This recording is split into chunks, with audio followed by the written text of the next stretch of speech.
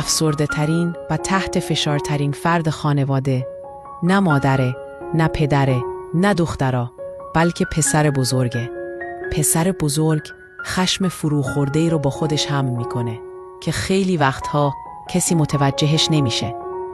اون طوری بزرگ شده که ستون خونه باشه، به قدر کافی قوی باشه که بار بقیه رو تحمل کنه، اما نه اونقدر شکننده که خودش زیر این بار بشکنه.